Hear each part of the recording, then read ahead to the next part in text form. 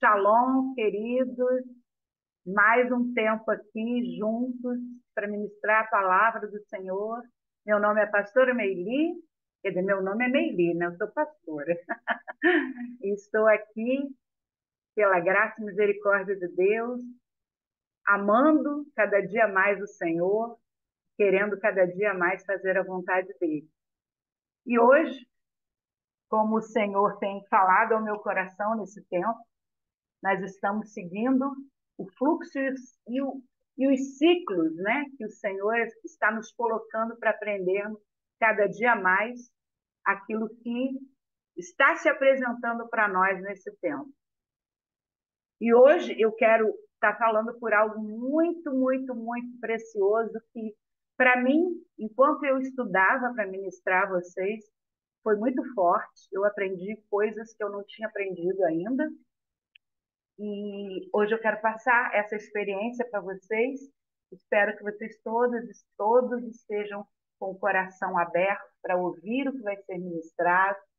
Então, eu queria que a pastora orasse por mim também nesse momento, para que nós pudéssemos entrar assim, com o coração encharcado do amor de Deus. Amém? Amém. Pode orar. Glória a Deus. Louvado seja o teu nome eterno. O Senhor é um Pai de amor, um Pai de graça, um Pai de bondade, um Pai que se revela aos filhos continuamente. Obrigada, Pai, pelo teu amor. Pai, neste dia que se chama hoje, eu apresento, papai, a tua filha Meili, que o Senhor chamou para pastorear. Pai, venha sobre ela, papai, da tua graça, enche a boca dela com as tuas palavras, dê a ela a unção necessária para este tempo, para esta palavra, porque sei que essa palavra é forte, é pesada, é libertadora. Obrigada, papai, pelas conexões, pela internet, obrigada pelo dispositivo que a pastora está usando para essa reunião. Obrigada por todos os dispositivos aqui. E eu peço, papai, que o Senhor venha colocar, Senhor, anjos ao redor da pastora Meili, protegendo ela durante essa ministração. E também abra o nosso entendimento, papai, para que a gente veja, entenda com clareza tudo aquilo, a porção que o Senhor separou para nós nesse tempo, Senhor. Pai, obrigada pelo sim da tua filha, Senhor. Seja com ela, Pai. Seja com a família dela, Senhor, em nome de Jesus, abençoa a vida dela, abençoa a casa, a família, tudo que leva o nome dela, na autoridade do nome do Senhor Jesus. Amém. Amém. Glória a Deus. Glória a Deus. Obrigada, pastora. Então, hoje eu quero falar para vocês sobre uma influência, um principado muito pesado, muito forte, que o Senhor chama de valente, Jesus o chama de valente, e que o nome dele é Beelzebul. Aconselho que vocês tiverem caneta e papel para anotar, porque são muitos pontos assim, é bem fortes mesmo, que a gente precisa estar recordando às vezes, né? Porque eu mesmo já li e reli aqui várias vezes para poder estar não falando aquilo que eu penso, mas aquilo que é. Então, eu quero que vocês abram a sua Bíblia em Mateus, capítulo de número 10, do versículo 24 ao 26. Mateus 10, do 24 ao 26. E diz assim a palavra do Senhor.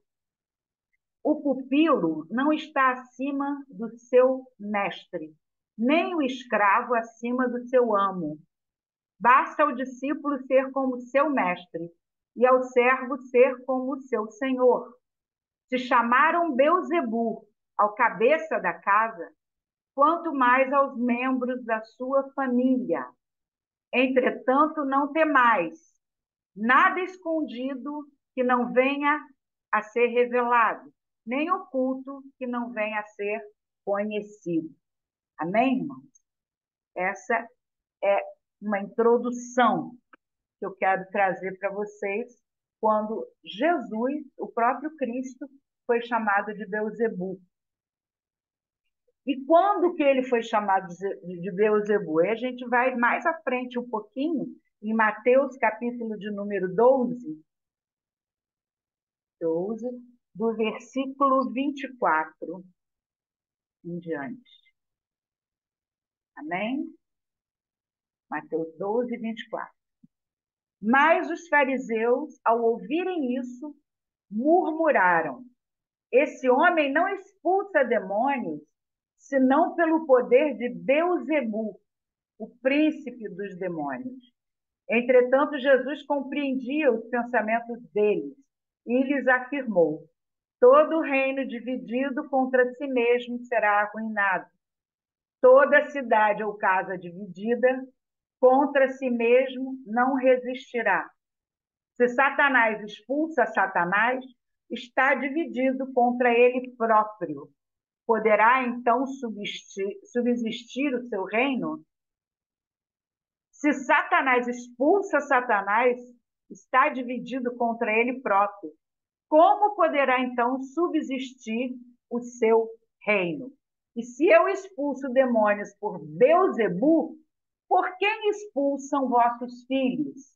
E por isso eles mesmos serão os vossos juízes. Até aí. Então, o Senhor Jesus ele está aqui num momento em que ele estava curando pessoas. Não sei se vocês lembram, quando a casa ficou cheia e aqueles amigos desceram o aleijado pelo telhado para que Jesus os curasse. Foi desses momentos em que eles, os fariseus, alegaram que Jesus expulsava demônios pelo poder de Beelzebu. E aí Jesus começa a explicar aos discípulos que se ele expulsava demônios por Beelzebu, Satanás estaria dividido, né? Como ele fala aqui.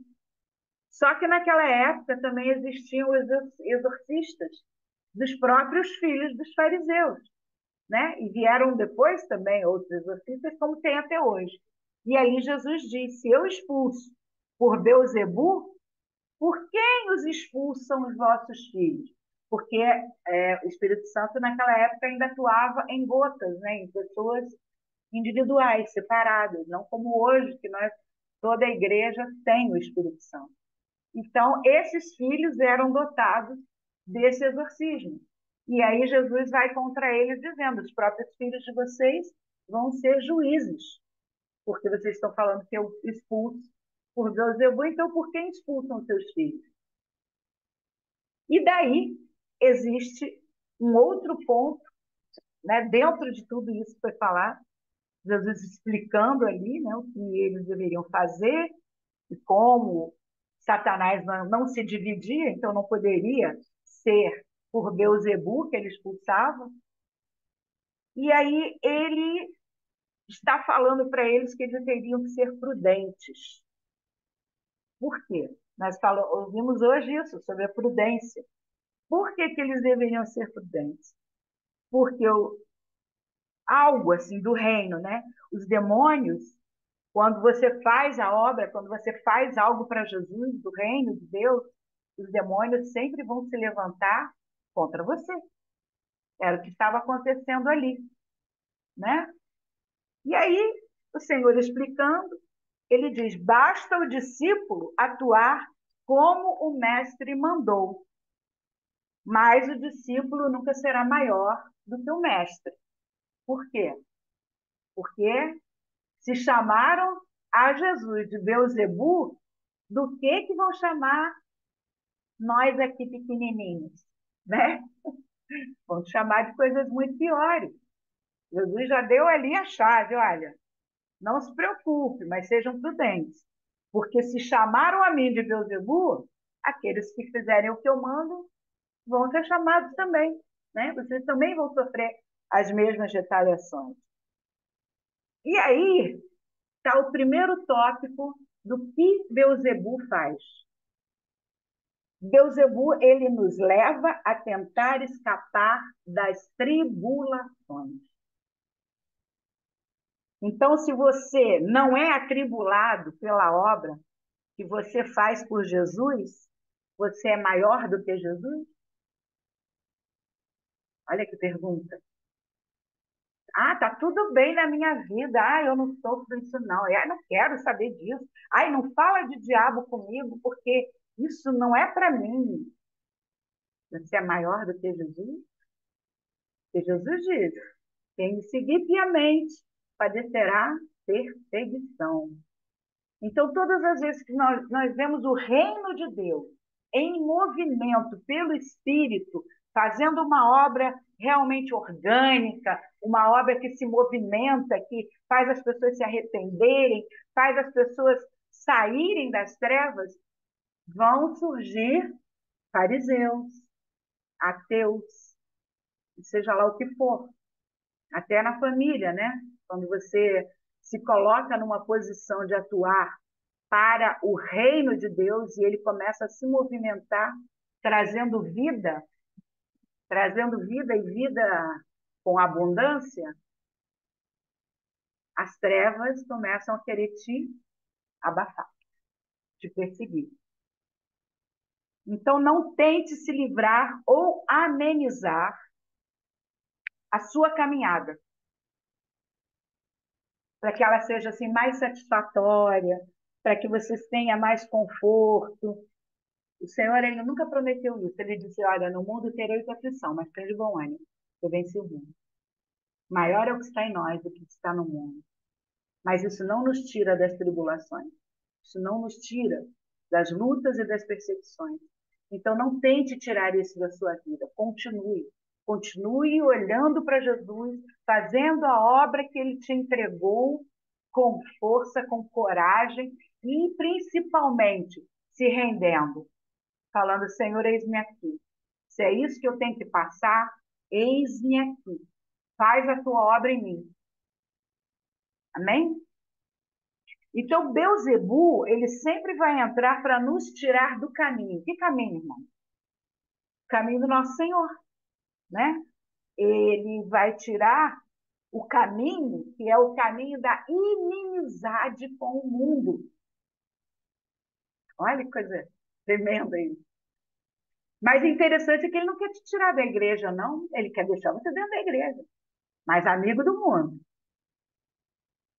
Ó, tô sorrindo, hein? Ele quer te tirar da igreja? Não. Ele quer que você só continue na igreja, amiguinho do mundo, confortável, sentado nas suas cadeiras fofinhas, com ar-condicionado, tudo de bom, porque você merece, você é filho, você tem que ter tudo de bom. Aonde está isso na Bíblia, irmão? Né? Então, esse é o Beelzebub, a característica principal dele. Ele quer te levar a confundir o amor que você tem a Deus pelo amor que você tem às outras coisas. Então, vamos lá. Mateus 12, como eu já li, né? 24, Jesus pergunta, né? Aí eu já falei isso. E pergunta se eles expulsam, se ele expulsava por Beelzebub, e os filhos dele expulsavam por quem? Ali ele já está dando uma dica, ó. Se eu expulso por Beelzebub, vocês fazem isso por quê, então? Né? Porque a confusão, ela sempre se estabelece com esse tipo de perguntinha, de confusãozinha. A serpente lá, né, Flavinha? A serpente lá chegou lá para Eva e falou assim: ah, como foi mesmo que Deus falou? Aí a Eva falou assim: ah, que não podia comer da árvore do meio. Ah, já confundiu a Eva. Não era da árvore do meio, era da árvore do conhecimento do bem e do mal. Era a árvore ao lado. Já teve uma confusão. Então, tudo que se refere, ah, não, você pode continuar amando a Deus, mas você fizer isso, você vai ter um conhecimento maior daquilo, né? Vão prestando atenção aí para vocês linkarem, né? Fazerem o link de várias coisas que acontecem em templos religiosos, em lugares que a religião, hoje foi falado sobre isso. Ah, mas isso é religiosidade. As pessoas não entendem, na verdade, completamente o que é a religiosidade. Então, a gente vai explicar isso hoje. Antes do Pentecostes, da igreja, o Espírito Santo se manifestava individualmente, se manifestou em Sansão, se manifestou... Então, naquela época em que Jesus estava ali na terra já, ainda acontecia isso. O Espírito Santo estava em Cristo, mas havia algumas pessoas que ele estava atuando para expulsar demônios, para fazer certas coisas. E aí Jesus vem e abre, né? Abre para a igreja, para a noiva, no Pentecostes. E aí tem uma passagem ainda nesse Mateus 12, que Jesus fala que ninguém entra na casa do valente sem amarrá-lo. Por isso, Jesus apresenta Beelzebu como um valente, como um maioral, o principal dos demônios. Olha que forte isso. Vocês sabiam disso? Que Beelzebu era o principal dos demônios? A gente fala muito de Lúcifer, né? Mas atuando na Terra com tanta veemência, desde o Antigo Testamento, mas eu vou trazer algumas imagens para vocês, é Beelzebu, que também é chamado de Baal, e também é chamado de Baphomet. E aí a gente vai vendo as atuações dele. E ele fala também, aí no capítulo de Mateus 12, da blasfêmia. No versículo de número 31, ele fala: portanto, eu vos assevero, todos os pecados e blasfêmias serão perdoadas às pessoas. Mas a blasfêmia contra o Espírito Santo não será perdoada. E tem muita gente que tem confusão a respeito disso. Tem muitas pessoas que falam, o que será essa blasfêmia ao Espírito Santo? Será falar mal dele? Será falar em línguas? Tem muita confusão a respeito disso. E o que eu penso que é isso? Se Deus veio na dispensação do Antigo Testamento e o povo não deu atenção, o povo não obedeceu, resistiu à vontade de Deus. Né? Nós vemos tantas coisas quando você lê de Gênesis a Malaquias, quantas rebeldias, quantas coisas foram feitas contra Deus. Aí veio Jesus, e o povo também não o recebeu, como não recebe até hoje. Né? E aí Jesus foi embora e deixou quem? O Espírito Santo. Não vai vir mais outro, querido. Só tem Deus, Jesus e o Espírito Santo. E se o Espírito Santo é o último, se não ouvirem a ele, será uma blasfêmia, porque a pessoa não vai ter mais perdão. Não tem outro, não vai vir outro. E quando ele foi retirado da terra com a igreja, acabou. Por isso que ele diz essa palavra. A blasfêmia contra o Espírito Santo não será perdoada, porque não vai ter mais perdão, não vai ter mais... Né? E o que é blasfêmia? O que é blasfemar? Blasfemar é difamar. É trazer o discurso de alguém, um discurso injurioso. É eu dizer que a pessoa não tem essa fama, não é bem assim. Não é ele que está atuando, como eles disseram de Jesus. Né? Ele atua pelo poder de Beelzebu. Não, ele não... Então, é uma confusão para que você não tenha discernimento de quem é verdadeiramente o Espírito Santo.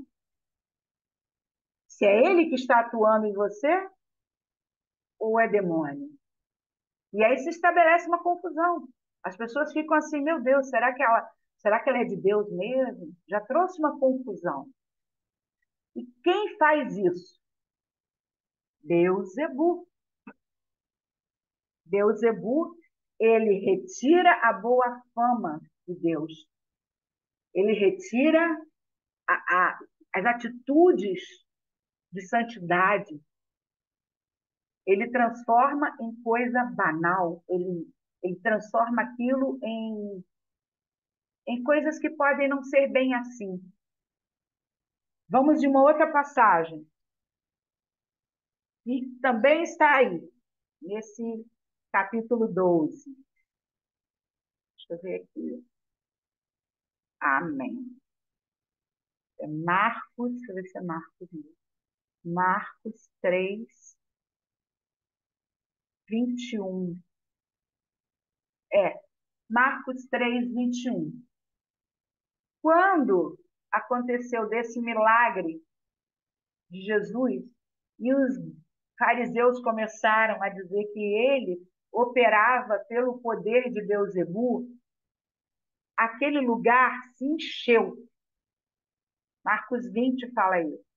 Foi então Jesus para casa. E uma vez mais, uma grande multidão se apinhou, de tal maneira que ele e seus discípulos não conseguiram nem ao menos comer pão. E tanta gente ficou na casa de Jesus.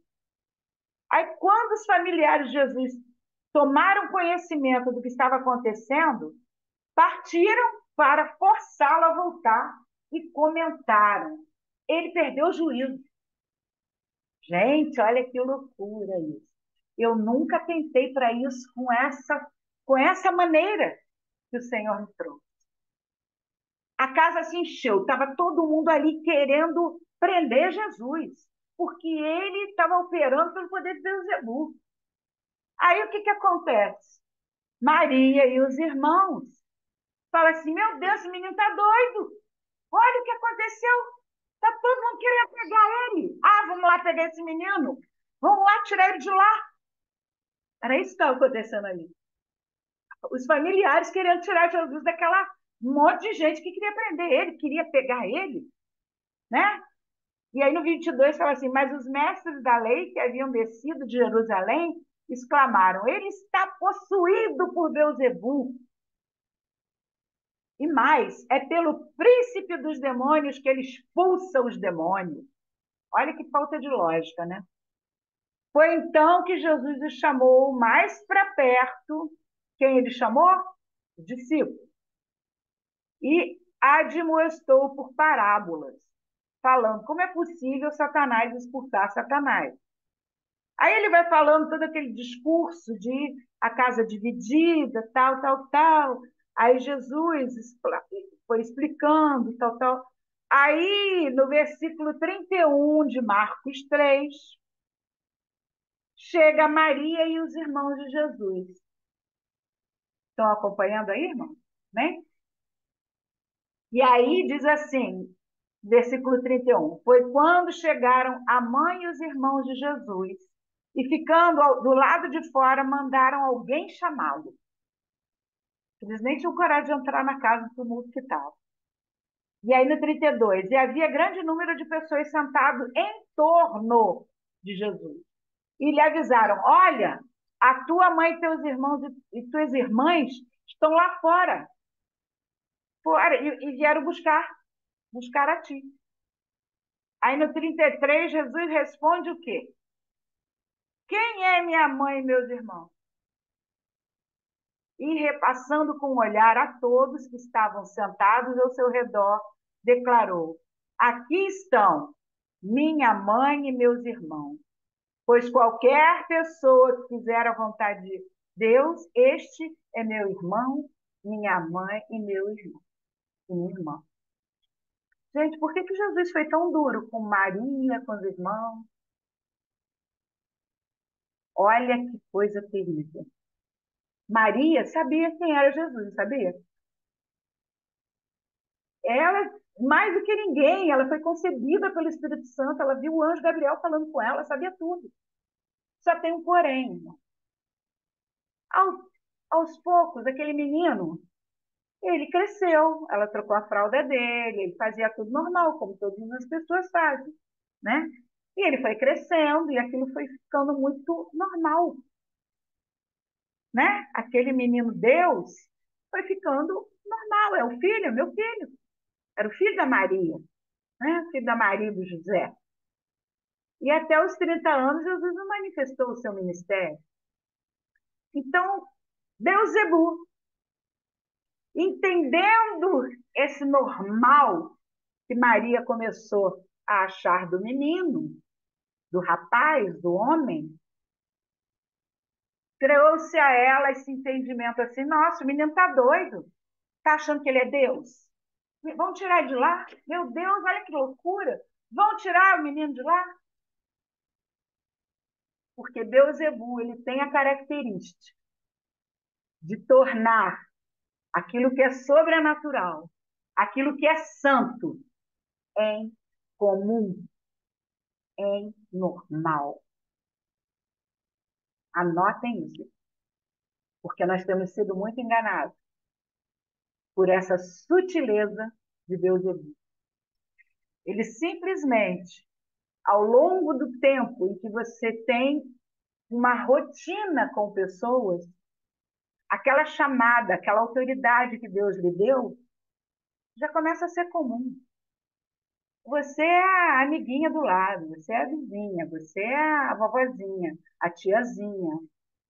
Mas aquela autoridade já não está sendo mais vista, porque Beelzebul começa a cegar os olhos das pessoas a respeito de quem você é no mundo espiritual. E foi isso que aconteceu com Maria ali, quando ela tentou retirar Jesus daquilo que era para ele fazer. Jesus não podia, nunca. O que Jesus fazia era, quando tentavam pegar ele simplesmente passava e ninguém o via. E nós entendemos bem isso, porque o Senhor nos esconde, né? Em certas situações, eu já passei por... Um dia eu conto essa história, eu já passei por situações que fiquei invisível também. Então, esses familiares de Jesus, eles ficaram completamente cegos a respeito da deidade de Cristo. E aí, Jesus fala isso. Quem é minha mãe? Quem é meu? Sabe? Dando um corte, como a gente gosta de dizer, tramontina. Estão entendendo? Ó, quem é minha mãe? Quem são meus irmãos e irmãs? São aqueles que fazem a vontade do meu pai, aqueles que estão entendendo quem eu sou. Aqueles que estão ligados naquilo que é espiritual. Não confunda. Né? Ele já tinha dado um corte desse em Maria quando ele tinha 12 anos. Ele estava no templo, e aí Maria lá, nas festividades, e todo mundo lá, foi embora para casa e esqueceu Jesus no templo. Né? Esqueceu. Ué, gente, olha como é que estava ficando comum aquele conhecimento, aquela família. Jesus ficou no templo.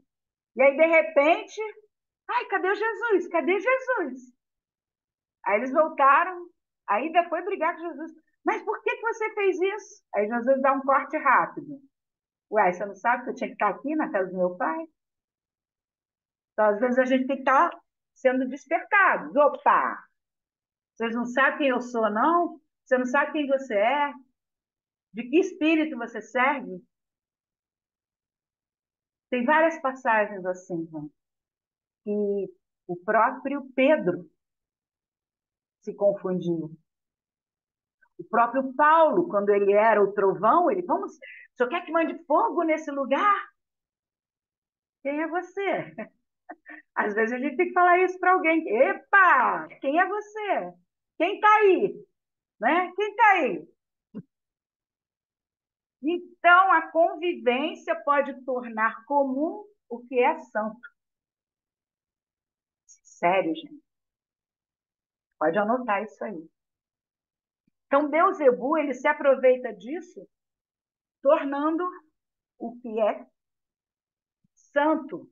E o que é ser santo? É ser separado, retirado do mundo, das coisas que não são para nós estarmos vivendo, certo? Então, a gente já sabe de todas as coisas da festa pagã, aquela coisa toda que está misturada onde? Dentro da congregação. As pessoas estão lá fazendo cantata. Isso é Beelzebul, porque ele não tira da igreja, ele inclui as suas garras para fazer com que as pessoas se misturem com o profano. Beelzebul é o oposto da manifestação do Espírito Santo. Por isso, quando nós vemos atuações religiosas, com muita festa, oba-oba, isso, aquilo, aquilo outro, esses não são perseguidos. Não. a igreja fica cheia, ó. Lugares privê agora, né? Então não tem arrependimento, não tem mudança de caráter, não tem o Espírito Santo. Há um zelo por estar ali na casa de Deus. Há um zelo. Não, porque tem que estar o microfone perfeito, as luzes, a fumaça. Ah, olha que lindo, vamos fazer. Coloque flores, irarará, iraroró. E Jesus está onde? É isso que Beelzebul faz. Te coloca na adoração às coisas de Deus, mas sem Deus. Meu Deus, coisa séria isso. Em Lucas 11, 14 e 19 também fala sobre Beelzebul. Lucas 11, 14 e 19. É quase a mesma palavra. Lucas 11, 14 ao 19. Ele fala em outra feita. Jesus expulsou o demônio que estava mudo. Aí o demônio saiu, o homem falou e a multidão ficou maravilhada. Entretanto, alguns deles o censuraram. Ora, ele expulsa os demônios pelo poder de Beelzebul, príncipe dos demônios. Mais uma vez, né? A gente vê em Mateus, em Marcos e em Lucas, Jesus fazendo algum milagre e os fariseus dizendo que era pelo poder de Beelzebul. E outros ainda, apenas para prová-lo, pediam dele um sinal do céu. Mas Jesus também foi tramontina, corte rápido. E aí eu quero explicar para vocês o que essa palavra quer dizer, Beelzebul, ou Baal-Zebub. Baal-Zebub. Baal quer dizer senhor, marido, dono ou proprietário. E Zebub quer dizer mosca, inseto voador. Essa palavra Zebub, inseto voador, significa esses insetos que voam, que perturbam a mente. E tudo que fala de voar, fala de pensamentos. E aí, a primeira coisa que Beelzebul faz é o quê? É fazer as pessoas duvidarem da obra do Espírito Santo e trazer essa confusão. A segunda atuação de Baal faz você esquecer do que é santo e tratar como comum. E a terceira é se opor contra a manifestação do reino. Toda manifestação do reino vai ter perseguição, porque nós não somos maiores do que Cristo. Amém, irmão? Então, a dureza de pensamento faz com que Baal entre e misture tudo e traga o que é verdadeiramente a religião. A religião é uma doutrina, uma manifestação, uma maneira, deixa eu ver a palavra aqui, eu anotei, não é uma administração, não é uma metodologia para que as pessoas vivam dentro desse engano. Elas acham que elas estão servindo a Deus, sendo zelosas. Pronto, um exemplo claro aqui. Paulo, antes de enxergar Jesus, de ter um encontro com Jesus, ele era zeloso. Ele acreditava que ele matava os cristãos porque ele estava fazendo um serviço a Deus. Olha que coisa séria. Isso é Beelzebul. E aí eu quero mostrar umas imagens para vocês, para que vocês entendam um pouquinho mais, para me avançar aqui, porque Baal, ele era uma divindade que se opunha a Deus. E era o Deus dos cananeus e dos fenícios. Era o Deus maioral daquela época. Então, naquela época, quase todas as imagens eram feitas imagem de Baal, que ele tem um rosto de boi, tá? Daí você tem as imagens aí para mostrar, que aí depois eu vou falando a imagem principal, que é aquela dele no falo, né? O falo de Baal. Não, essa é a imagem de obelisco. Esses obeliscos vocês conseguem ver em vários lugares do mundo. Na Argentina, isso aí é outra coisa, isso é outra coisa. Vamos no primeiro, então, para depois eu... o outro. Não,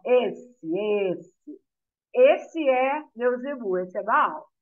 Então, vocês estão vendo aí duas serpentes ao redor de um pênis. Esse é o falo de Baal. E todo culto a Baal tem sexo anal. Todos os sacerdotes que cultuavam a Baal, eles eram sodomitas, eles tinham sexo anal. Por isso esse pênis aí no centro da barriga, com essas serpentes ao redor. Tá? Aí a outra foto, que também mostra, olha, esse daí é Moloque, que também é uma espécie de Baal que matava as crianças. As pessoas ofereciam as crianças ali para serem queimadas, sacrificadas por ele. Esse é Moloque, que também é uma espécie de Baal. A outra imagem, isso aí é Beuzebu com as crianças, que fala do espírito de pedofilia, porque ele atrai pessoas que gostam de crianças sexualmente. Olha quanta coisa ruim desse bicho. Pode passar. Esse aí é o que é, gente? Quando Moisés subiu o monte para poder receber as tábuas, né? Aí o povo ficou perdido lá, falou assim: meu Deus, Moisés sumiu, e agora? A gente tem que fazer um Deus para a gente. Aí eles fizeram o quê? Um bezerro de ouro. Olha aí. Por quê? Porque era a imagem de Deus que eles tinham, dos fenícios, de todos os lugares do Egito que eles andaram. Então, eles construíram um bezerro de ouro, que era a representação de Baal. Porque retira a vontade de Deus para colocar a vontade de Beuzebu.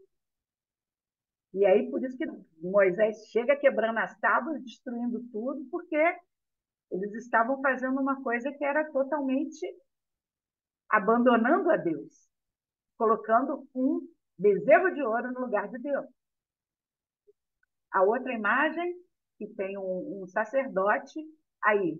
Isso aí é uma estátua que foi achada, né, pelos antigos.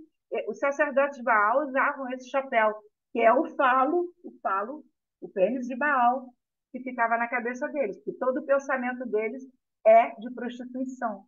Todos os servos de Baal são ligados à prostituição e à perversão. Tem mais um outro?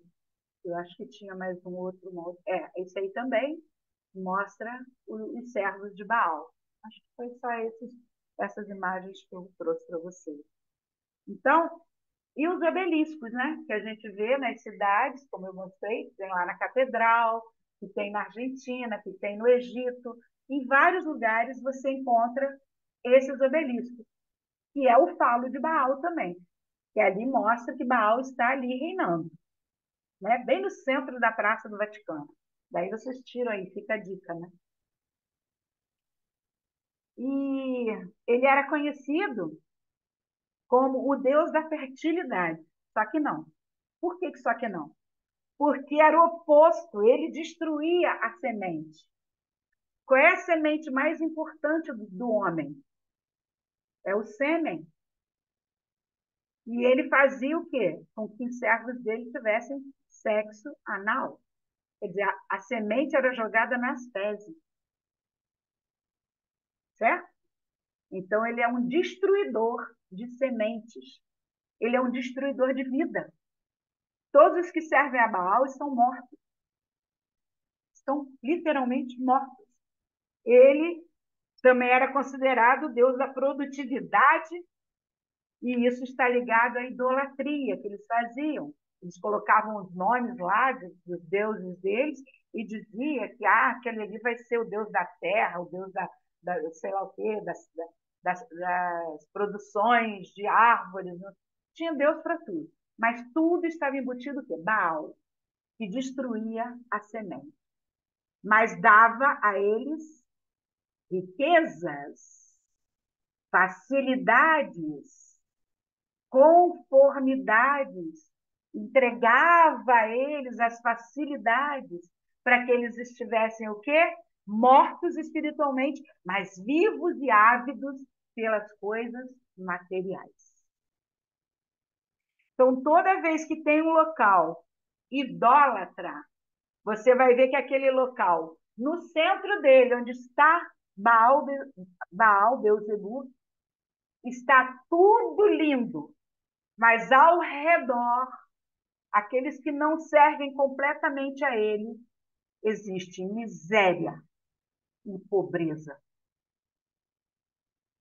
Ele levanta os faraós e faz dos outros servos miseráveis para serem mortos através da queima da semente e da destruição do espírito dessas pessoas, acreditando que ele é o verdadeiro Deus. Nossa, é muita coisa, né, irmão? E aí eu vou para vocês abrirem aí em Apocalipse, Apocalipse capítulo de número 2, do versículo 14. Está falando para a igreja de Pérgamo.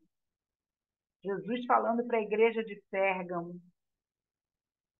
E aí no versículo 14 ele diz assim: tenho, contudo, contra ti algumas das admoestações, porquanto tens contigo os que seguem a doutrina de Balaão, que ensinou Balaque a armar ciladas contra os filhos de Israel, induzindo-os a comer alimentos sacrificados a ídolos e a se entregarem à prática da prostituição. Estou dando muito trabalho para vocês, viu? Tem muita coisa para estudar. Porque não é fácil, é cada situação. A Bíblia vai se revelando. Quando Deus quer mostrar aquilo que Ele quer que a gente abra os olhos, é muita coisa que a gente tem que pegar de informação. E aqui, quando Jesus fala isso, Balaão, para quem não conhece, está em Números, tá? Números, no versículo 25, de 1 a 3, a gente vê por que Jesus falou isso. Então, vamos lá, em Números 25, de 1 a 3. Amém? Durante o tempo em que os israelitas se estabeleciam no vale de Sitim, Acácias, os homens de Israel começaram a se envolver em relações sexuais imorais com as mulheres moabitas, que os influenciavam a participar de holocaustos e festas em oferecimento aos seus deuses. O povo comia e se prostrava diante dos seus ídolos. E dessa maneira Israel se juntou à adoração a Baal Peor. Anotem esse nome, Baal Peor. E o furor do Eterno acendeu-se contra Israel. Então, vou lá, dar um resumo disso. Balaão era um profeta da época de Israel. E aí Balaque era o rei das cidades que estavam perdendo muito terra para Israel, aquela coisa toda. Então Balaque foi pedir a Balaão que ele amaldiçoasse o povo de Deus. E todas as vezes Balaão falava, só se Deus me permitir. E aí todas as vezes que ele ia até Deus, Deus falava, não, você não vai amaldiçoar o povo que eu abençoei. E aí ele... Então isso aconteceu por 4 vezes. Se Deus falou uma, irmão, por que ele insistiu mais 3? Teve até que o burro apanhar, porque ele não estava ouvindo, o burro teve que ouvir. Então, Balaão, ele era um profeta, ele falava as coisas de Deus, ele tinha a verdade de Deus, ele ouvia Deus. Só que ele tinha um interessezinho assim, ó, né? Era ganancioso. E aí, pela 4ª vez que Balaque pediu para ele amaldiçoar, ele não amaldiçoou, ele fez o que Deus mandou, só que ele influenciou a Balaque a falar assim, olha, eu não posso amaldiçoar, Mas vai lá, bota aquelas sacerdotisas piriguetes, bem bonitona lá no meio do povo, que aí ó, o povo vai se perder, vai ser mais fácil de você. Ele influenciou. E é isso que Beelzebub faz. Ele entra dentro do arraial, dentro do povo de Deus, e influencia ao povo a se misturar. Aí é aquela história, não tem nada a ver. Não é bem assim. Ai, você é muito fanático. Quando você começa a se posicionar, opa, isso aí eu não entro mais, não. Essa coisa eu não quero para minha vida. E você é muito bobo. Não foi assim que Satanás falou para Eva? Que isso? Você vai ficar mais inteligente, você vai ficar bom, né? Então, Beelzebub já age assim desde o Éden. Por isso ele é o maioral dos demônios. Ele é um influenciador. Ele não quer tirar você da igreja.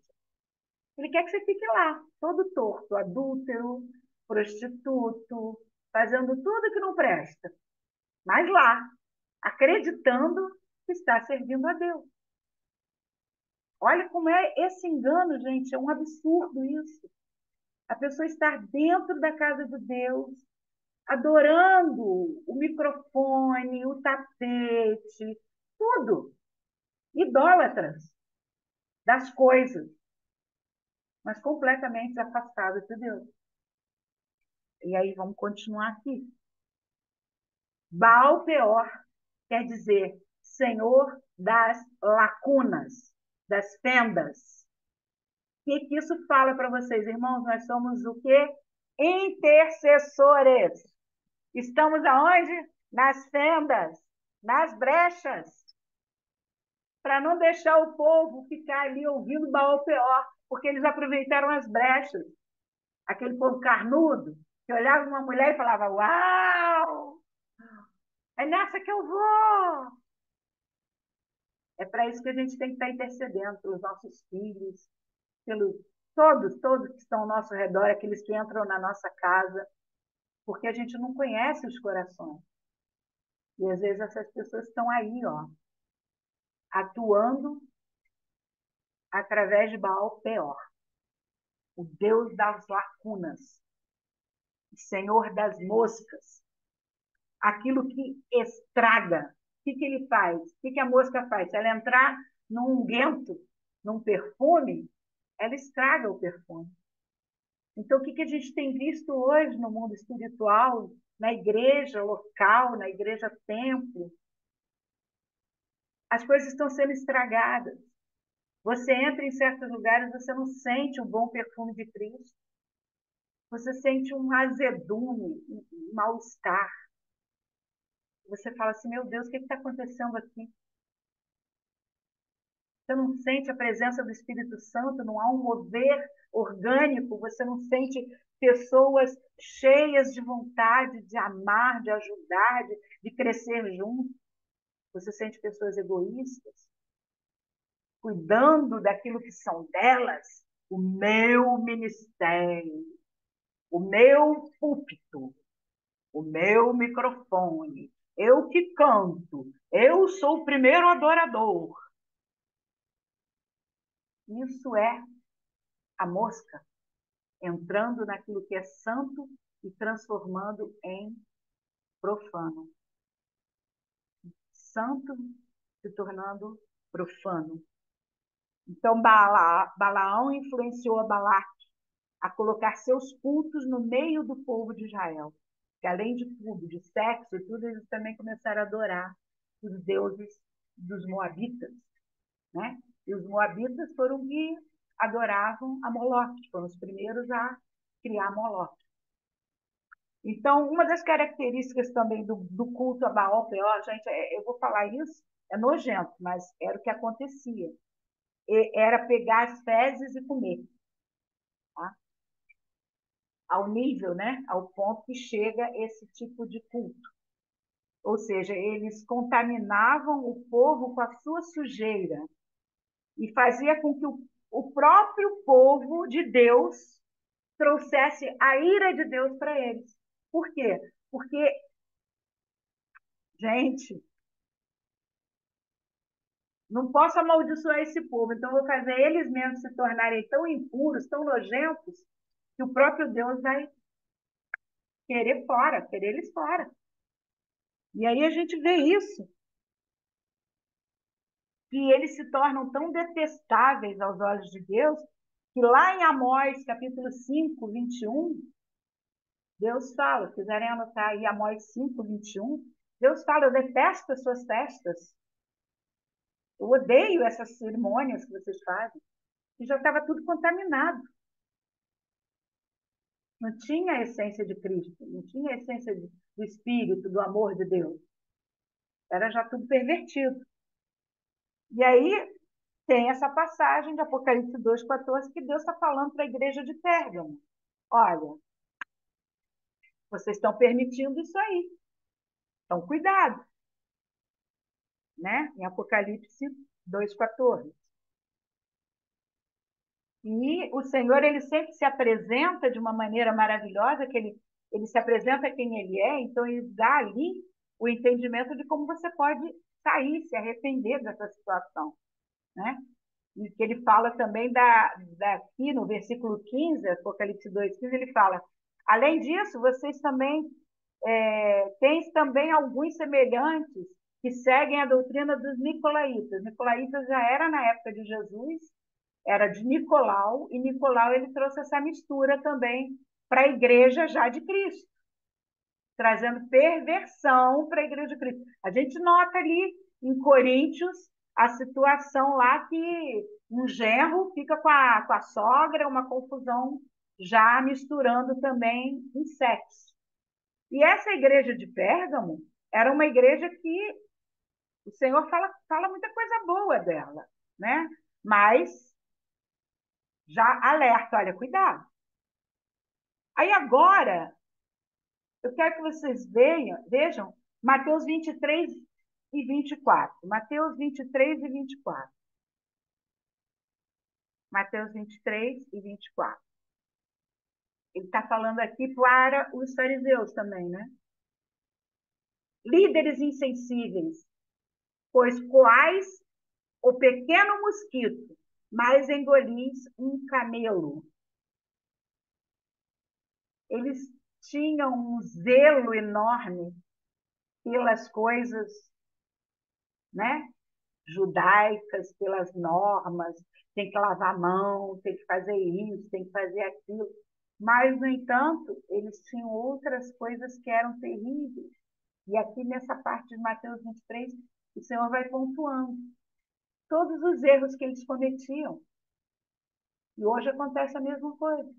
Às vezes entra uma pessoa na igreja com uma saia curta, porque ainda não teve, um exemplo, porque não teve ainda um discipulado, alguma coisa, e as pessoas condenam. Oh, e estão lá adulterando, estão lá fazendo um monte de coisa que já se perverteu há muito tempo. Então, além de serem influenciados por Beelzebub, a estarem misturados com sujeira, eles afastam aqueles que querem se aproximar de Cristo, que estão com o coração sincero, querendo a verdade. Por quê? Porque há um olhar de julgo, um olhar de, como é que eu vou dizer, de preconceito. Se não é igual a gente, já vi muitas igrejas que são clubes, são tribos, já deixou de ser o corpo. Por isso eu comento sempre, muitas denominações. Eu tenho que falar assim, senão eu acabo falando endemoniações. Denominações. O corpo de Cristo é dividido, gente. É uma cabeça só. Se só tem uma cabeça, todo mundo tinha que pensar igual. Tinha que agir igual, tinha que ter a mesma motivação. Por que que não tem? Porque Beelzebub está ali, entrando com as suas artimanhas, com as suas metodologias, que não tem nada a ver com Cristo. E aí, Eu digo para vocês, o culto a Beelzebu é o culto dos mortos. Não tem vida. Você entra, eu costumava dizer que eu entrava em certas igrejas e eu dizia assim, essa igreja aqui é a igreja sorveteriana. Você não sente nada, você entra frio e sai gelado. E eu já vi muito isso. E Cristo está nos chamando para o corpo dele, para a videira, para vivermos entranhados nele, ligados, cheios da seiva de vida dele. E Beelzebu, ele arranca e joga as pessoas para fora, assim, mas elas estão achando que estão vivendo dentro da casa do Pai. E o Pai já não está mais ali. Jesus já não está mais ali. O Espírito Santo está longe. É o culto do eu faço, eu vou, eu quero, eu. Em nenhum momento eles perguntam, Senhor, você quer que eu faça isso? Senhor, como é que o senhor quer o culto hoje? Não. Ritual, rotina, a mesma coisa, nada se move. E eu quero que vocês se lembrem do tabernáculo. Quando Deus mandou Moisés construir o tabernáculo, o fogo e a nuvem estavam sempre ali com eles. E eles eram, quando eles tinham que ir para algum lugar, Deus falava, vai. E eles iam. Vai para o outro lado. Eles iam. A partir desse mover, o Senhor cuidava deles, a roupa não gastava, nada acontecia de errado. Depois que eles construíram o templo fixo, Deus não se move mais. Deus tem que fazer do jeito que eu quero. Olha, Senhor, o Senhor pode vir na minha casa, mas tem que ser assim, assim, assim. O meu culto é desse. Espírito Santo, nada de ficar movimentando muito aqui as pessoas, não. Não deixa eles ficarem falando muito, não. E profecia, alguns lugares não, outras, muitas. Lá, e vocês já sabem como é que é essa história. Culto fixo é morte. Nós temos que nos movimentar conforme o Espírito nos movimenta, para onde Ele quer que nós vamos.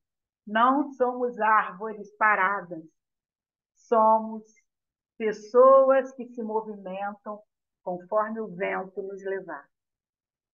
Por isso, tabernáculo. Por isso, nós somos tabernáculo de Deus, e não templos fixos de Deus. Porque o templo fixo, o Senhor tem que vir a ele. Mas no tabernáculo, ele se movia na direção que Deus ia. Nós vamos a Deus, e não Deus vir a nós. Amém? Glória a Deus. Então, eu não faço nada sem ouvir a voz do Espírito Santo. Eu não me movo, eu não faço nada que ele não tenha dito. Vá e faça. Vá e mude. Pare, fique aí. Agora não, agora sim. Movimento. Ciclos. Primavera, verão, outono. Cada ciclo tem uma beleza. Cada ciclo tem um progresso. Cada ciclo tem uma batalha. Não somos pedras. Somos movidos pelo Espírito Santo. E a religiosidade, ela tem a semente morta, criada por Beelzebu. E nunca essas pessoas vão ser semeadas por Deus. Por isso eu entendo, hoje eu entendo, porque que muitos não nasceram de novo. Porque como que nasce de novo se a semente está morta? Se não há vida. Se está num lugar de morte. Você acredita que está vivendo uma coisa de Deus e Deus não está ali. A brecha é a estrutura religiosa, é a estruturação, é tornar fixo algo que tem que ser móvel. O espírito é ruach, é o vento que se move. E no grego, a palavra espírito é pneuma. Pneuma é algo em movimento, movido pelo vento. Então, tudo que fala do espírito tem que se mover. Você não está se movendo, você está fixo, você não tem luta, você não tem mudança. Está tudo igual, tem alguma coisa errada. Porque é através desses movimentos é que nós crescemos, é que nós amadurecemos. Né? A árvore de mamão, ela cresce, ela dá aqueles mamão bonito todo na época dela. Aí acabou aqueles mamão, comeram, caíram. Quando for outra época, vai dar outro mamão, não é o mesmo mamão. Então, nós temos que estar evoluindo nisso. Né? Qual é o fruto que nós estamos dando em cada época? Não é o mesmo fruto. Eu não posso viver a mesma coisa toda hora. Eu tenho que estar avançando. Né? Hoje eu vivo um momento totalmente diferente do que eu vivia há um tempo atrás, em que eu era pastora local, e que eu tinha todo aquele ritual, que eu tinha que estar fazendo aquilo sempre da mesma maneira. Eu tentava mudar, mas assim como é o sistema, você às vezes fica preso naquilo que a religiosidade manda. É difícil sair do sistema. Então, eu vou avançar um pouquinho aqui. Beelzebul, então, ele governa todas as partes religiosas, tá? Tem muita coisa, irmãos. Eu sei que não vai dar para falar tudo para vocês hoje, mas eu vou avançar lá para a igreja do capítulo 3, versículo 14. Apocalipse 3, 14. Para vocês entenderem como é que o Senhor se sente hoje na igreja. Apocalipse 3, versículo 14. Eu já passei bastante, mas vou tentar terminar aqui. Tá? Eu espero que haja um bom entendimento disso. Tem mais coisa para falar. Se um dia a gente puder estar dando esse estudo em outro tempo, outra maneira, a gente vai dar uma detalhada maior ainda do que eu já estou tentando falar aqui para vocês. Então, a igreja de Laodiceia, versículo 14. Ao anjo em Laodiceia escreve assim: assim declara o Amém, a testemunha fiel e verdadeira, o soberano da criação de Deus. Conheço as tuas obras, sei que não és frio nem quente, antes fosse frio ou quente. E por esse motivo, porque és morno, não és frio nem quente, estou a ponto de vomitar-te da minha boca. E ainda dizes: estou rico, conquistei muitas riquezas, não preciso de mais nada. Contudo, não reconheces que és miserável, digno de compaixão, pobre, cego e que está nu. Portanto, ofereço-te este conselho: adquire de mim ouro refinado no fogo, a fim de que te enriqueças, roupas brancas para que possas cobrir tua vergonha, tua vergonhosa nudez, e compra o melhor colírio para que, ao ungir os teus olhos, possas enxergar claramente. Eu repreendo e corrijo a todos quanto amo.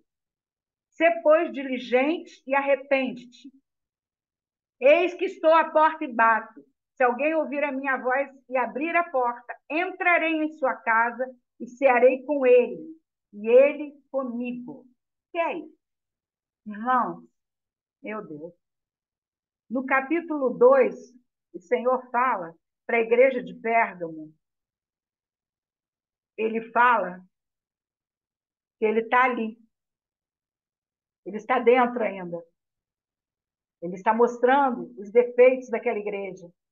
E ele está ali, olha, aquele que vencer, eu vou dar uma pedra branca. Depois tem um estudo sobre essa pedra branca também, que eu posso depois trazer para vocês. E aí, ele está ali dentro. Mas na igreja de Laodiceia, Jesus não está mais dentro dessa igreja.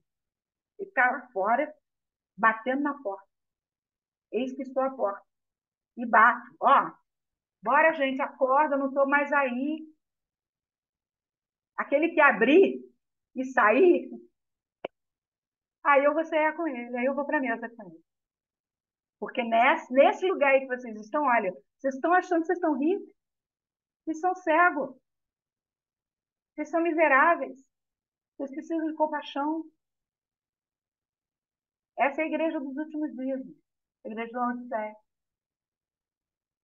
Está vivendo achando que está rica, que está tudo bem, eu tenho tudo, eu sou o melhor. Quem está dentro dessa igreja aí, gente, de Laodiceia? Que está mostrando a eles que ele é rico, que ele é abastado, que ele faz tudo de bom. Beelzebub. Beelzebub. Uma igreja com uma falsa imagem de si mesma. Essas pessoas são as mais difíceis de se arrepender, porque elas não enxergam como elas estão erradas, como elas são religiosas. Por isso, as pessoas que mais Jesus bateu foi nos fariseus, porque eles conheciam muito bem a Torá, mas não conheciam o coração de Deus, não conheciam a essência, já tinham se afastado. Eles viviam pelo zelo das normas, das regras, e não pelas mudanças que o Senhor queria criar neles, pelo amor que as pessoas têm que sentir uma pela outra. E aí, tem muitas mais coisas aqui que eu poderia falar, mas eu quero perguntar a vocês assim: como que você diz que ama a Deus se você não tiver intimidade com Ele? Como que um casal, botar nessa simbologia, um casal casado há muitos anos, mas cada um tem o seu quarto, o seu banheiro, cada um dorme em camas separadas, né? Mas eles são casados, mas eles estão casados. Eles vivem juntos. Se perguntar, não, nós somos um casal, mas eles não têm intimidade. É um casal, gente? Como que você diz que ama sem ter intimidade? Tem isso, existe isso. O noivo está chegando. Não, não. Ai, Jesus não precisa voltar agora, não. Ainda tem muita coisa para fazer na minha vida. O quê? Essas pessoas estão perdidas no meio do tiroteio. Porque ou você é noiva, ou você é prostituta. É sério isso, né? Estou sorrindo, viu, pastor Rony? Não é fácil, não. Então, amados, não existe amar sem ter relacionamento. Estar junto, desagradando, mal cheiroso. Aquela mulher que o homem chega em casa cansado do trabalho e ela está fedendo a cebola, alho, com aquela cara de mal amada, cabelo para cima, resmungona, reclamona, e o marido só queria entrar no lar e receber um beijo, uma mulher cheirosa, cheia de vontade de estar com ele, de ouvi-lo, de entrar no jardim com ele, Cantares de Salomão. Mas não. Estou muito preocupada com a minha casa. Olha, lavei roupa dessa hoje. Ih, tive um monte de coisa para fazer. Ah, você está chegando agora? Se vira, não deixa a toalha na cama, não, hein? Ó, vai fazendo isso. Por quê? Porque eu trabalhei muito hoje. Quantas noivas estão assim com o noivo? Fazendo ele sentir repulsa. Amados, quando nós acrescentamos coisas novas na nossa vida, nós estamos vivos. Todas as vezes eu tento aprender coisas novas. O que o Senhor está querendo para mim nesse tempo? Porque você percebe quando um ciclo acaba, quando algo para, o Senhor fala, não, chega, para por aí. Então, se nós não ouvirmos Ele todos os dias, se não entrarmos na presença dEle e ficarmos com Ele, tentarmos nos alegrar ali com Ele, você está morto. Você não está vivendo para aquilo que é o seu chamado, a vida com Deus. E a gente vê isso em cada ciclo. E eu contei uma experiência hoje para a pastora Fabiana, eu estou encerrando agora com vocês. Eu quero fazer um arrependimento, que a gente faça um arrependimento aqui. Mas hoje eu tive uma experiência que eu pedi ao Espírito Santo, que eu falei, eu tenho uma visão de Deus, do Pai, Eu tenho uma visão de Cristo, noivo, o amado, a cruz e ele, tudo. A gente tem uma visão, mas do Espírito eu não tenho. Aí eu pedi, Espírito Santo, me dá uma imagem tua, algo que eu possa ter essa referência. E eu vi uma coisa que eu vou chorar. Eu vou falar, eu vou chorar. O Espírito Santo se manifestou na hora que eu pedi, eu quero uma imagem tua. E eu vi uma, uma, uma luminosidade escura assim, e de repente o sol surgindo como o nascer do sol. E aí ele foi falando comigo, eu sou o nascer, a alvorada, o entardecer, eu me movo em todos os momentos da tua vida.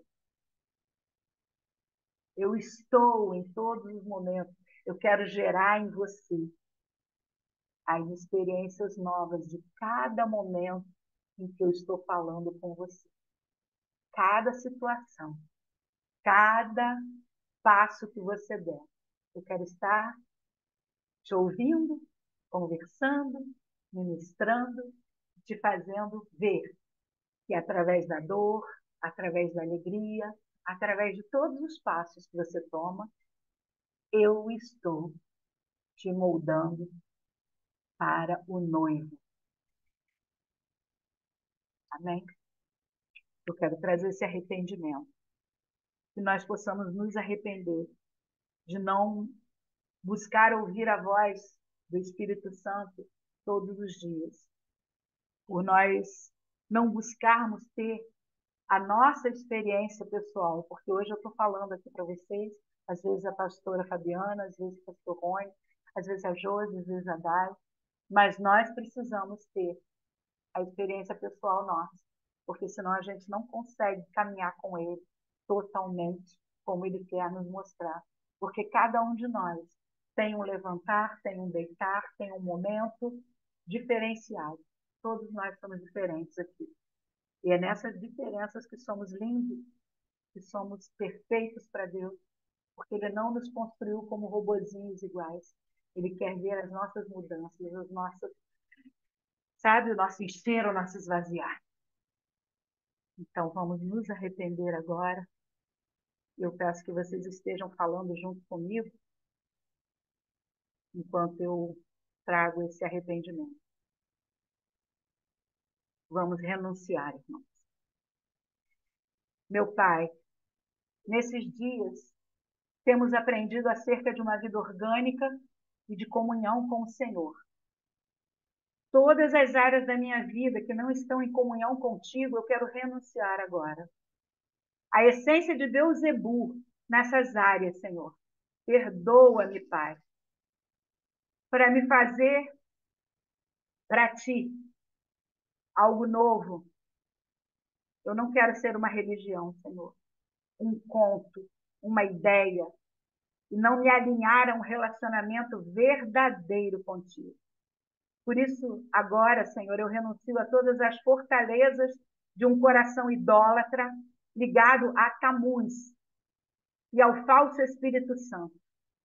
Eu renuncio a toda a idolatria dos ídolos, por todas as imagens humanistas que eu construí, por viver nos desertos, por viver conceitos de homens em lugar de uma vida com Deus.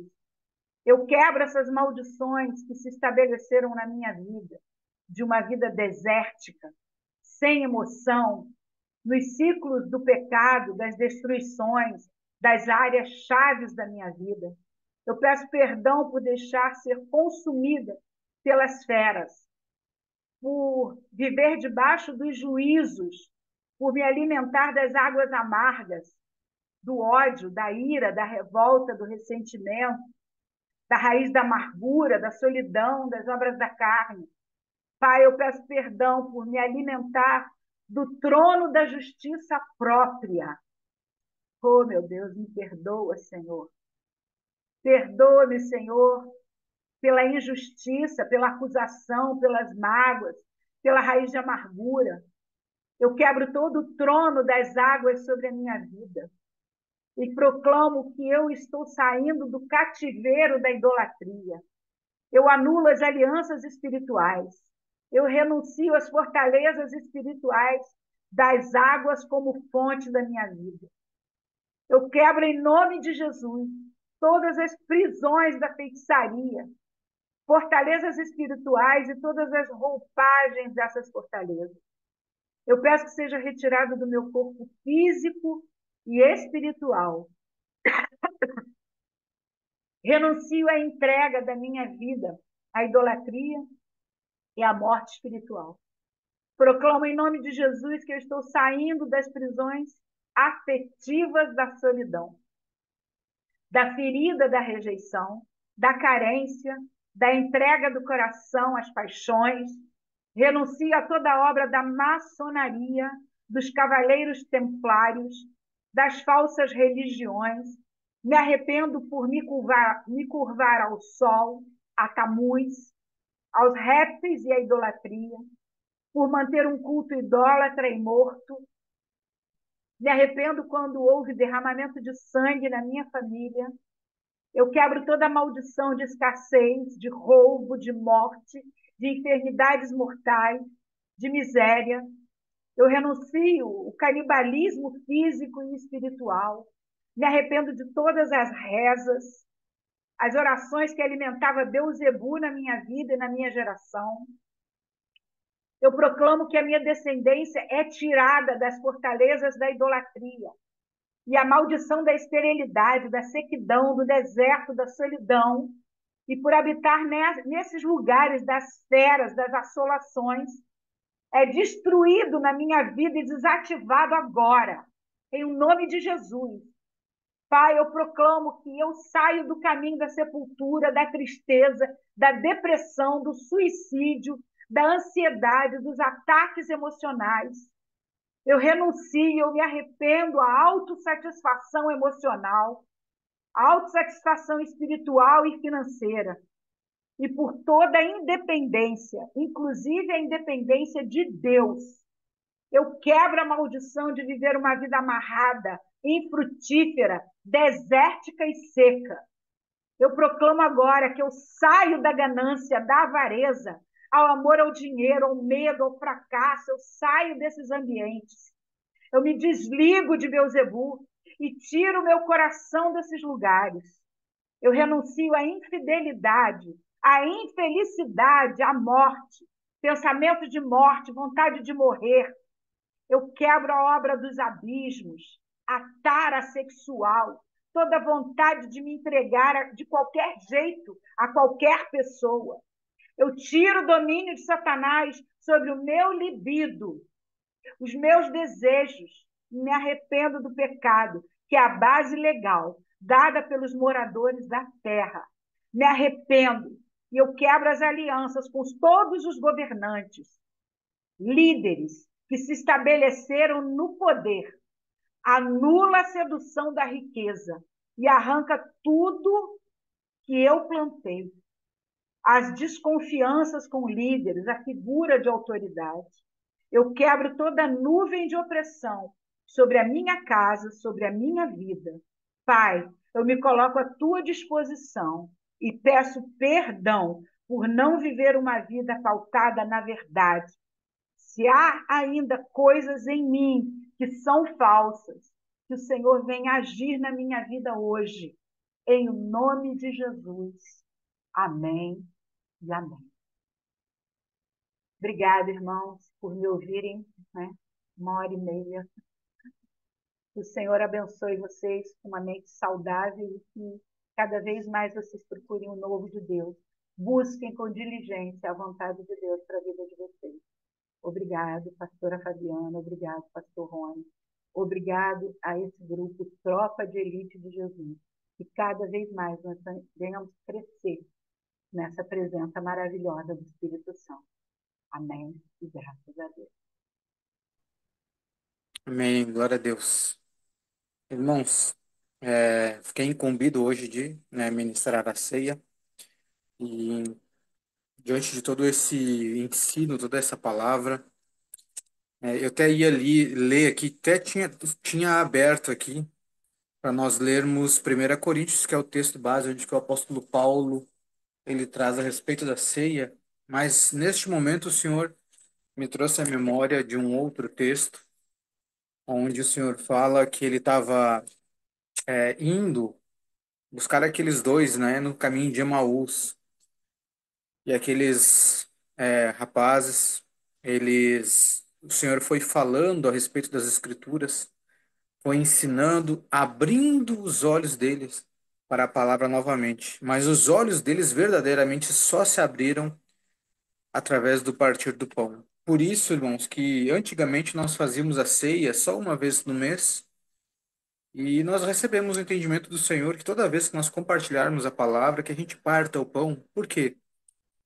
Porque eu acredito, irmãos, pela fé, que cada vez que nós partimos esse pão, nós vamos ter um entendimento, uma compreensão diferente da palavra. Nós vamos conseguir ver o que antes nós não víamos. Irmãos, nós podemos estar caminhando com Jesus e não conhecer que é Jesus que está conosco. Então, toda essa palavra que hoje foi ministrada é uma palavra do alto. E muitas vezes nós podemos aqui ouvir essa palavra e não reconhecer a palavra, não recebê-la no Espírito. Por isso que eu quero, né, ministrar a ceia baseado nesta palavra, em que nós partindo o pão e bebendo o puro suco da uva, que essa palavra ela venha entrar no nosso espírito e que realmente ela venha mudar a nossa vida. Que não seja só mais uma ministração, não é só mais uma palavra. Irmãos, essa palavra é espírito e vida. Ela vai transformar as nossas vidas. Ela transforma, ela muda o curso da nossa vida. Ela vai mudar o rumo de muitas situações que nós estamos há anos, às vezes, pelejando, e através de uma palavra que entra no nosso coração, muda o curso de tudo. Então, com esse entendimento, irmãos, pegue o seu pão, vamos partir esse pão, compreendendo que esse pão é o corpo do nosso Senhor Jesus, que foi partido por nós. E hoje, se você está recebendo esse conhecimento, porque esse conhecimento não vem de outro lugar, não vem de escolas, não vem de lugar nenhum se não vier do alto. Muitas pessoas leem as escrituras, ouvem a pregação do evangelho e não compreendem. A palavra não entra no seu coração, eles não recebem a vida do alto, a vida de Deus. Mas você recebeu a vida de Deus. Este pão traz à memória o que foi feito por nós. Então, para que hoje nós tivéssemos esse entendimento e nós tivéssemos mais um plus de libertação, porque a libertação é para o crente, é para o cristão, não é para o ímpio. O ímpio, ele precisa da vida, da salvação. O crente é que precisa da libertação. Pai, em nome de Jesus, nós te agradecemos pela tua palavra poderosa. Obrigado, Pai, porque o Senhor tem nos trazido libertação. O Senhor tem aberto, Pai, as cadeias e tem nos tirado de lá. Obrigado, Pai, por quebrar todos os ferrolhos, todas aquelas bolas de fel que estavam aprisionados em nossos pés. O Senhor tirar todas as amarras, tudo aquilo que nos prendia nas trevas, o Senhor tem tirado. O Senhor tem derrubado das nossas vidas. Obrigado, Pai, por nos conceder a verdadeira liberdade e nos tirar da libertinagem.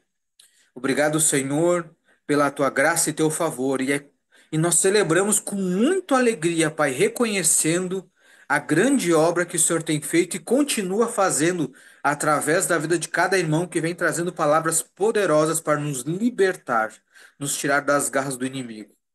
Pai, nós consagramos o pão para a honra e glória do Senhor Jesus. Amém? Podemos comer, irmãos.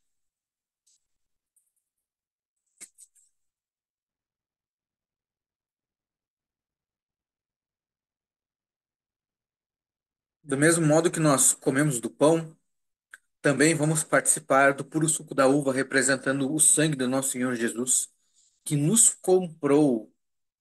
Irmãos, nós éramos escravos do pecado, mas quando alguém nos compra, nós não deixamos de ser escravo. Só que esse nosso Senhor, ele nos dá uma liberdade nele.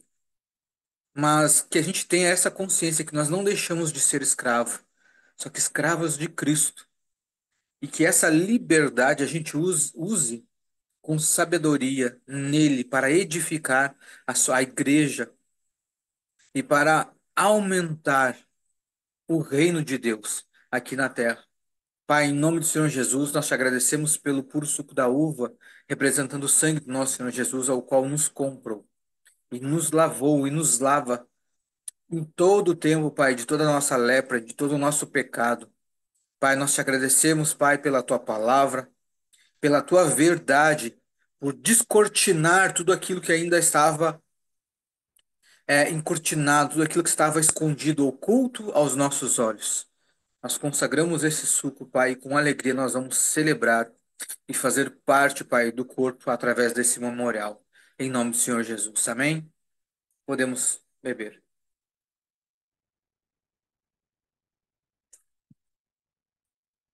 Glória a Deus. Glória a Deus, meus irmãos. Amém?